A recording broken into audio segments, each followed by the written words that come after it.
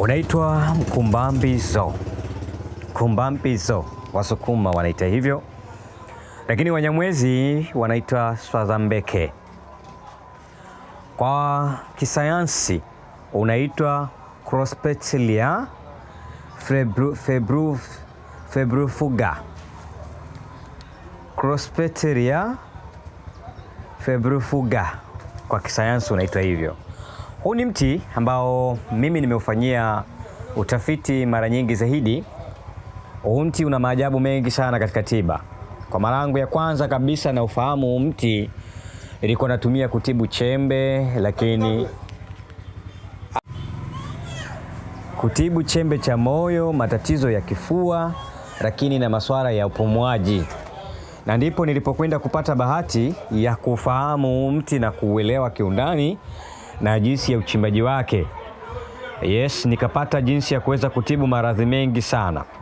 Bwana, huu mti unaingia hadi kwenye tiba ya uzazi. Lakini huu mti unatibu kikohozi kikavu. Huu mti unatibu wasiwasi. Mti huu unasaidia mpaka kwenye afya ya akili. Na tunajua watu wengi tuna matatizo ya akili. Sasa kama utachukua mti huu, utachukua mwenda, utachukua na melemele, ukachanganya pamoja, ukawa unakunywa katika maji ya moto, chai au uji asubuhi na jioni, basi matatizo ya kiakili au afya ya akili itakuwa imekaa vizuri sana. Lakini ni mti ambao unatibu malaria, maumivu ya tumbo, maumivu ya kifua, msongo wa mawazo.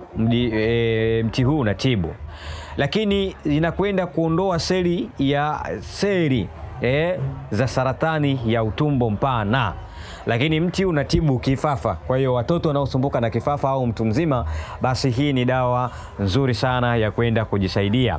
Lakini inatibu maumivu ya kichwa, kipanda uso na meno.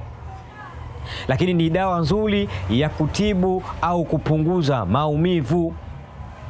Sana sana hapa tunalotumia ni gome. Ndugu yangu, wewe ambaye uko hapa TikTok, naomba sana nenda kule YouTube, nenda kanitafute Kapilima Spiritual Mbwicha Wagi. Subscribe channel kwa sababu kule kuna video zingine ambazo huku siwezi kuziweka, lakini kule zipo na zina watu wanasikiliza na wanakwenda kupona. Kwa hiyo ninakuomba wewe ambaye unanifuatilia hapa TikTok, nenda kanitafute kule. Lakini pia wewe ambaye uko unanisikiliza sasa hivi, nenda Facebook nitafute Dr. Kapilima maarifa yangu au Mbwicha Wagi dawa za asili, wakati Instagram Khalidi Kapilima Abu au Mchawi 88, na TikTok Kapilima Spirit na ni Kapilima the Great au Kapilima Spiritual.